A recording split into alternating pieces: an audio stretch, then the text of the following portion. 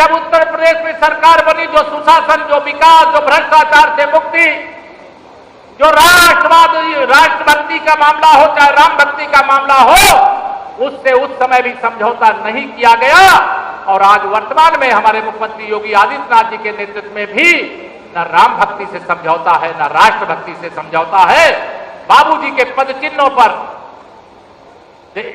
पूज्य अटल जी के पद चिन्हों पर देश की सरकार और बाबूजी के पद चिन्हों पर उत्तर प्रदेश की सरकार चल रही है।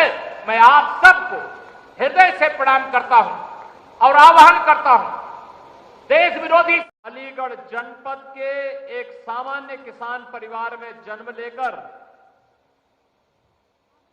जन्म से ही संघर्ष का जज्बा जिनके अंदर रहा हो, जिन्होंने चुनौतियों से जन्म से ही मुकाबला करना सीखा हो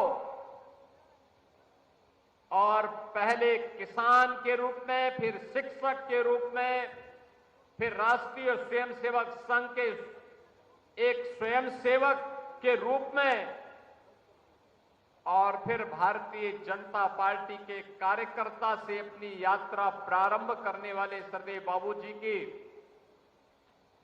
यात्रा शून्य से शिखर तक की यात्रा है। बहन और भाइयों, वे विधायक भी थे,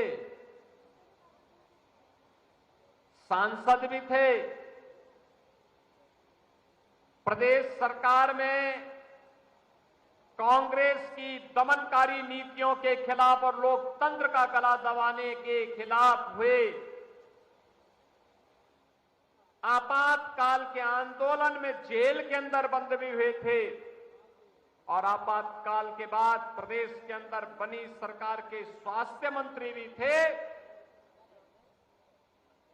तो राम जन्मभूमि आंदोलन के बाद उमड़ी हुई आस्था में पहली बार भारतीय जनता पार्टी जब प्रचंड बहुमत के साथ सरकार बनाती है, उस सरकार के मुख्यमंत्री भी बने और 1997 में दूसरी बार मुख्यमंत्री बने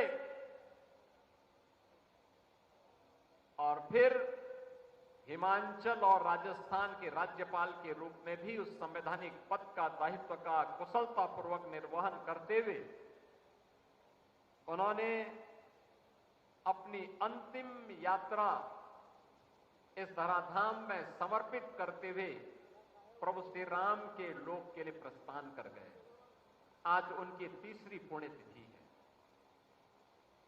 महत्वपूर्ण ये कि कल्याण सिंह क्या कोई व्यक्ति अचानक बन जाता है क्या? कल्याण सिंह के लिए संघर्ष और चुनौती का मार्ग चुनना पड़ता है, त्याग और बलिदान का मार्ग चुनना पड़ता है।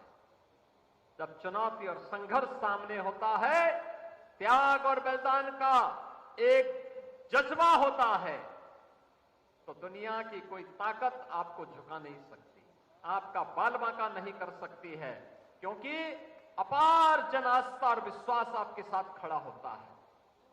ये अपार जन विश्वास के प्रतीक सरदेव बाबूजी कल्याण सिंह जी बने।